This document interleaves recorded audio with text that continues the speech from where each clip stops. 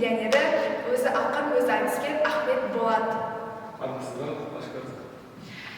Бүгін біз ең алдымен осы Абай Толкс жобасының ең алғашқы сұхбатын өзіңізбен алып отырмыз. Ендеше емін-еркін сұрақтарға жауап бересіз деп ойлаймыз. Ең алғашқы сұрақ. Өзіңіз туралы қысқаша айтып өте аласыз ба? Өзім туралы айтатын болсам, есімім Болат. Қанаталы, яғни Алматы облысы Нарынқол ауданы Тегістік ауылында туылған Оразал Досбосынов деген айтыскер ағаларымыз бар, ағаларымыз. Сол Ақтангердің туған ауылынан қазір Абай ұлттық мектебінде 11 сынып оқушысымын. Жақсы, енді екінші сұраққа көшсек, осы айтыс жолына қызығушылығыңызды қалай пайда болды? Айтыс жолына көшудің үлкен бір тарих кезінде осы ауылдамыз, қой бағамыз, мал баққанымыз сол кезде телефон енді былай еніп жатқан кезде өзі тиктоктан Мақсат Ақанов, Рүстем Байыртай, солардың айтыс жолын жүрген, және менің ауылымда біздің ауылдан Оразал Досбосынов шықты деген көп әңгімелер айтыла береді. Сосын кейін қызығушылығы бұл Оразал Досбосынов деген кім?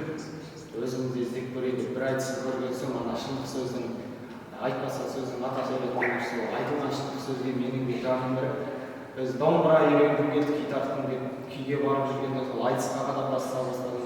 Ең алғаш бір шумақтан тақпақтап шашып жүргенсің деп. Керемет. Енді біздің үшінші сұрақ, айтысқа қай жылы және қандай іс-шараларға қатыстыңыз?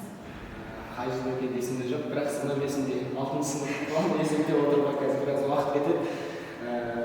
Іс-шара дегенде ауылда өзіміздің дәрісханада басталған айтыс болатын, кезінде бәріміз бірігіп былай мұражайы болатын, қасымызда Оразалдың соған кіріп алып, бұл мұрасын ұстап айтыса беретінбіз, содан басталып кеткен болды.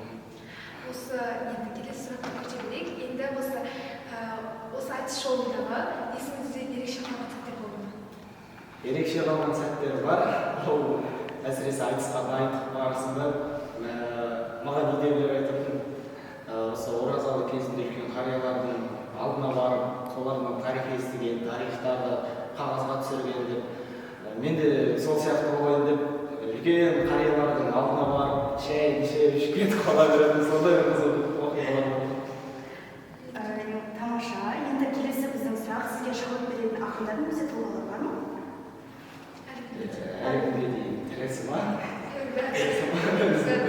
Өлісінен Оразалы, тірісінен қазір Болатбек Оразбаев десем болады. Жақсы, енді осы келесі сұрағымызға көшсек, осы өзіңіздің қатарластарыңызға айтатын қандай кеңесіңіз бар? Өзімнің қатарластарға айтатын ақылым жоқ, кеңесім бар, яғни дұрыс айттыңыздар. Кеңесім іздену керек, жатпау керек, бір нәрсені бастағанда аяғына дейін апару керек, яғни көп ізденіспен білім керек деп ойлаймын. Келесі сұрақ бізде айтыста қарсыласыңыз тосын сұрақ немесе басқа да зат айтып қаламыз. Жауап беретініңіз. Қалай жауап беретініңіз? Сол айтылған сөзге қарай, яғни айтылатын кез келген оқиғалар, ситуациялар болады. Сол кезде білмеймін, сахнадан келісім ойыңа бір сөз келеді, ойыңа бір сөз, ұйқастар келеді, соларға жауап беріп шығасың. Өте керемет. Енді осы қонақ болып келіп отырғаннан кейін өзіңіздің кәдесіңізбен әудеп жүріңіз. Әудеп ма? Әудесек әудеп.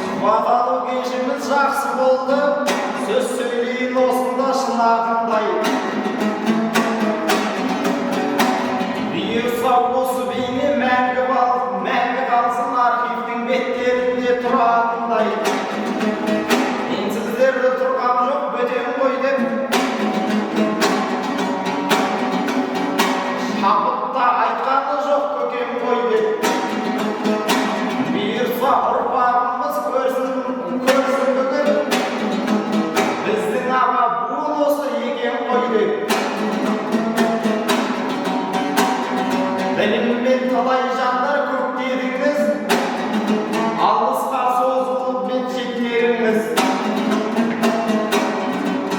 Айтыс жайлы болды қой сұхбатымыз,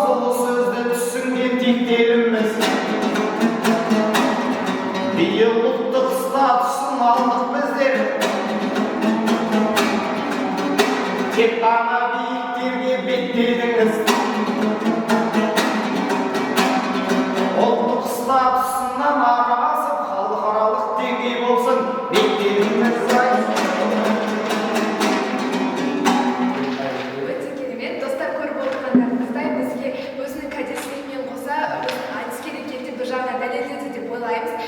Біздің осы сұхбатымызды тәмамдап қалды. Енді Болат аға, сізге осы болашақта өзіңізге сәттілік тілейміз. Бұйырса миллионер емес, миллиардер болыңыз деп тілейміз. Жалпы сіздермен болған мен Нұрсая Рауанқызы және Арсен Ақжан. көп рахмет.